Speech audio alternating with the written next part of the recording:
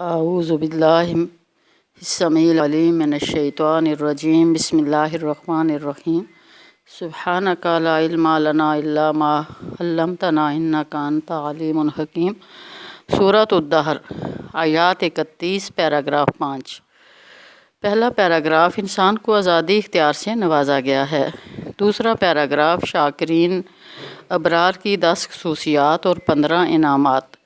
تیسرا پیراگراف شکر گزار لوگ عاصمن اور کفور قیادت کی اطاعت نہیں کر سکتے۔ چوتھا پیراگراف کافرین منکرین کے لیے انکار کی بنیادی وجہ نقد اور عاجلہ کی محبت ہے۔ پانچواں پیراگراف شاکرین اور کافرین کا انجام مختلف ہوگا۔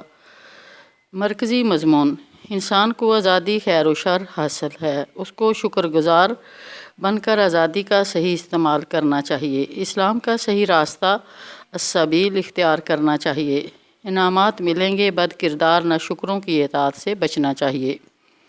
زمانہ نزول: سورۃ الدہر کی ابتدائی 22 آیات آپ صلی اللہ علیہ وسلم پر قیام مکہ کے پہلے دور تا 3 نبوی میں نازل ہوئیں، جب اسلام کی دعوت خفیہ طور پر دی جا رہی تھی۔ یہ وہی دور تھا جب سورۃ القیامہ اور سورۃ النبا کا نزول ہوا۔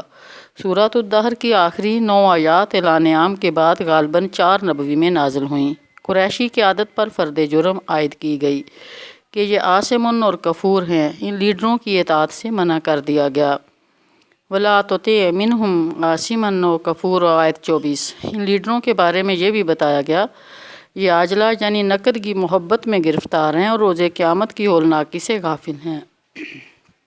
إِنَّ هَؤُلَاءِ يُحِبُّونَ الْعَاجِلَةَ وَيَذَرُونَ وَرَاءَهُمْ يَوْمًا ثَقِيلًا، آیت 27۔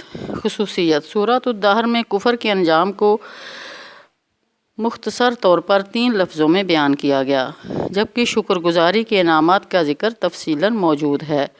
اس صورت میں نیک اور بد کردار قیادت کا موازنہ بھی ہے۔ نیک قیادت اللہ کی محبت اور خوف آخرت کے ماتحت مسکینوں، یتیموں اور قیدیوں کو کھانا کھلاتی ہے، جبکہ بد کردار فاسق اور فاجر قیادت خود پرست، دنیا دار اور آخرت فراموش ہوتی ہے۔ سورۃ الدہر کی فضیلت: رسول اللہ صلی اللہ علیہ وسلم جمعہ کے دن فجر کی نماز میں سورۃ السجدہ، هل أتى على الإنسان یعنی سورۃ الدہر پڑھا کرتے۔ صحیح مسلم۔ سورۃ الدہر کا کتابی ربط: سورۃ المدثر میں ولید بن مغیرہ کے منفی رویوں کا ذکر تھا، اس کے بعد سورۃ القیامہ میں ابو جہل کی تکذیب کا حوالہ تھا۔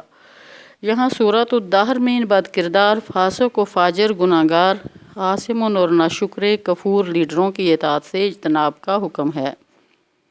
پچھلی سورۃ القیامہ میں کلا بل تحبون العاجلۃ وتذرون الآخرۃ، آیات 22-21 کے الفاظ استعمال کیے گئے تھے۔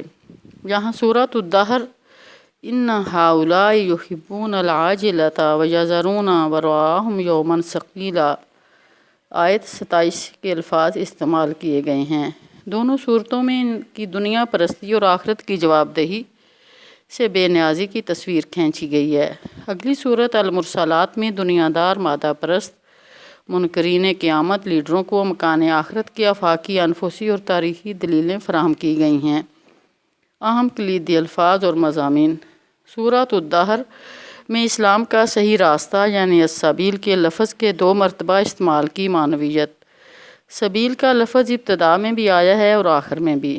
السبیل سبیل، السبیلا سبیلا، انسان کو مذہب کی آزادی کا بنیادی حق دیا گیا ہے۔ انسان سے کہا گیا ہے کہ اس کو مذہبی آزادی حاصل ہے، چاہے تو شکر گزار بن کر زندگی گزارے یا پھر ناشکرہ بن کر۔ اِنَّا هَدَيْنَاهُ السَّبِيلَ إِمَّا شَاكِرًا وَإِمَّا كَفُورًا، آیت 3۔ اسی بات کو آخر میں بھی دہرایا گیا ہے، یہی سورت کا مرکزی مضمون ہے اور یہ قرآن کا خاص اسلوب ہے۔ إِنَّ هَٰذِهِ تَذْكِرَةٌ فَمَنْ شَاءَ اتَّخَذَ إِلَىٰ رَبِّهِ سَبِيلًا۔ سورۃ الدہر میں نیک لوگوں کے لیے بہت سارے الفاظ استعمال کیے گئے ہیں، جیسے شکر گزار، شاکر، آیت 3، نیک اور باوفا ابرار، اللہ کے خاص نیک اور باعمل بندے، عباد اللہ۔ سورۃ الدہر میں بدکار لوگوں کے لیے بھی بہت سے الفاظ استعمال کیے گئے ہیں، جیسے ناشکر، کافر، اسم فاعل، آیت 3 کفور اسم صفت، آیت 24 اور ظالمین۔ آیت 31 سورۃ الدہر کا نظم جلی۔ سورۃ الدہر 5 پیراگرافوں پر مشتمل ہے۔ آیات 1 تا 4 پہلے پیراگراف میں انسان کی حیثیت اور اس کے اختیار خیر و شر کا بیان ہے۔ وہ شاکر بھی بن سکتا ہے اور کافر یعنی ناشکرا بھی۔ انسان کا عرصہ دراز تک کوئی نام و نشان تک نہ تھا، وہ کوئی قابل ذکر چیز نہیں تھا۔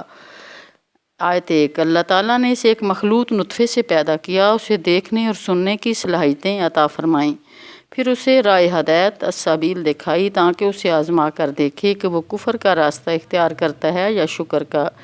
اسے آزادی اختیار سے نوازا گیا۔ آیت 3 صحیح استعمال کی وضاحت آیت 29 میں بھی کی گئی ہے۔ ناشکری اور کفر کرنے والوں کا انجام۔ اِنَّا اعْتَدْنَا لِلْكَافِرِينَ سَلَاسِلَ وَأَغْلَالًا وَسَعِيرًا، جو ناشکری اور کفر کرے گا اس کے لیے طوق، سلاسل اور بھڑکتی ہوئی آگ ہے۔ آیت 4 هَلْ أَتَىٰ عَلَى الْإِنسَانِ حِینٌ مِّنَ الدَّهْرِ لَمْ یَکُنْ شَیْئًا مَّذْکُورًا، کیا انسان پر لامتناہی زمانے کا ایک وقت بھی ایسا گزرا ہے جب وہ کوئی قابل ذکر چیز نہیں تھا۔ آیت 1 اِنَّا خَلَقْنَا الْإِنسَانَ مِن نُطْفَةٍ أَمْشَاجٍ نَبْتَلِیہِ فَجَعَلْنَاهُ سَمِیعًا بَصِیرًا، ہم نے انسان کو ایک مخلوط نطفے سے پیدا کیا تاکہ اس کا امتحان لیں، اور اس غرض کے لیے ہم نے اسے سننے اور دیکھنے والا بنایا۔ آیت 2 اِنَّا هَدَیْنَاهُ السَّبِیلَ إِمَّا شَاکِرًا وَإِمَّا کَفُورًا۔ آیت 3 ہم نے اسے راستہ دکھا دیا، خواہ وہ شکر کرنے والا بنے یا کفر کرنے والا۔ اِنَّا اعْتَدْنَا لِلْكَافِرِينَ سَلَاسِلَ وَأَغْلَالًا وَسَعِيرًا، کفر کرنے والوں کے لیے ہم نے زنجیریں اور طوق اور بھڑکتی ہوئی آگ مہیا کر رکھی ہے۔ آیت 4